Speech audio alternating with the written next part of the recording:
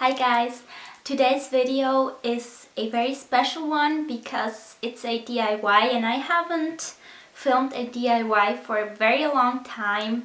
I'm talking about doing a nail art book, and it's not a very special DIY, but it's more like I want to inspire you to maybe have an own nail art book to collect your designs, because as we all know, it's something which won't last a long time. So nail art is a art which goes away after a few days or a few weeks. So I decided to collect all my nail designs in a nail album, just to be able to look at them later on and to have them all collected. This is the first nail art book I've done, and I started doing it when I started doing YouTube videos. And yeah, here are the older designs. I often sketch my tutorials on a piece of paper, and I really like how the sketches look sometimes, so I decided to always add the number of the design, the date of the design, and then I have a picture, and here I have the sketch. I did this nail album and I put a lot of work in it. As you can see, this is like a collage I have here. Then I put some lace here. I have 5 more rows. I did this myself to be able to close it. This nail album is full now. It has 160 nail pictures in it. And yeah, I wanted to do a part 2 because it's something very special to me, and I really like to collect my nail pictures here. I didn't know if I wanted to add the ribbon stuff and the 3D things, because it would get difficult to stack them, so I did a much easier one, which I will show you. I probably will add something here as well, because I don't like this.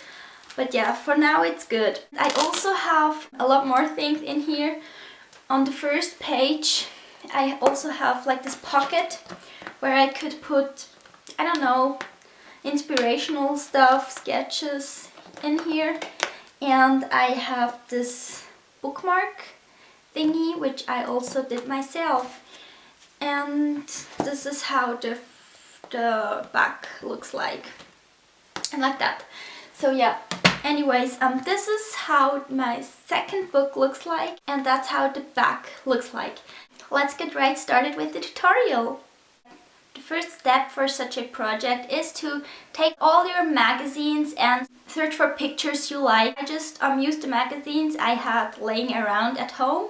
That's why they were a little bit older, but that's not a problem at all. I think the end result you get really depends on the pictures you have.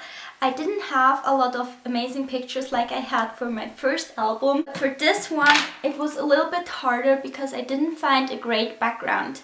But I had a lot of Essie polish pictures in these magazines.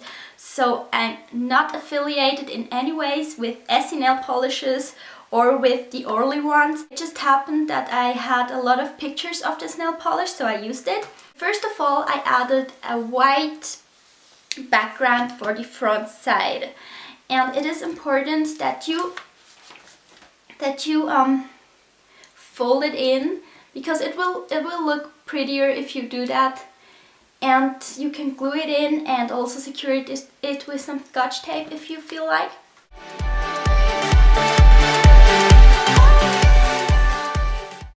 I used such a glue, I don't know how to call it in English. It's glue stick, I don't know, like this. It works very good. I wouldn't use any like fluent glues, because that could really make the thin paper wet and that could get ugly, so use a glue like this. Then I created this heart, and to create this heart you just need to have a white sheet of paper, fold it in half and cut out a shape like shown.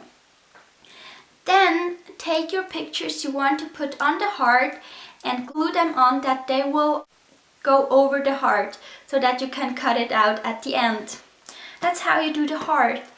And I had the heart and I didn't know what to add around it. So I decided to take one of these Essie polishes and cut out different patterns and fabrics. And yeah, that's what I did. I just took a lot of magazines and cut out a lot of different patterns. So I put on this heart and I arranged these polishes around it. And always arrange your pictures without gluing them on to see if how you like it or not. And I like to take a picture because it can happen that something falls off and you don't remember. So yeah, lay it out, take a picture and then glue it on. And after that I decided that I wanted to add some gold in the spaces between. I just used a gold nail polish and that just gave it some depth. I also randomly chose some polishes and surrounded it with gold glitter. Yeah. For the back side, I applied this Essie image, and then I just went through all my magazines I had laying at home and cut out stuff.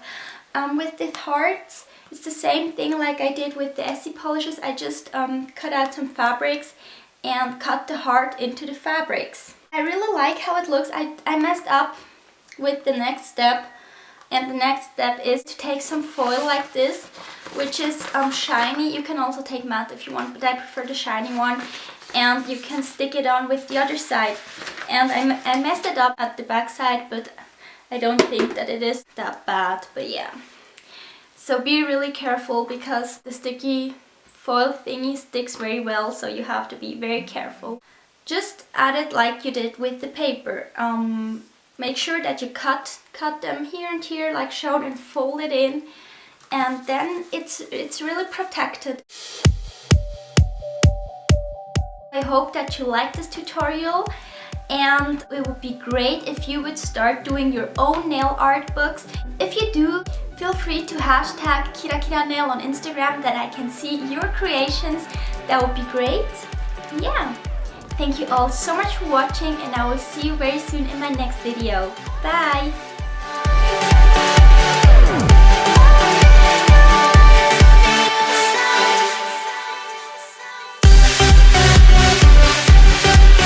Just a quick info for those who are wondering how I did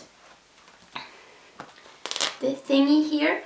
I took some ribbon and I sewed it, and I sewed on this part, and then I filled it in with some cotton. So I just sewed it like this, and then I also added the lace.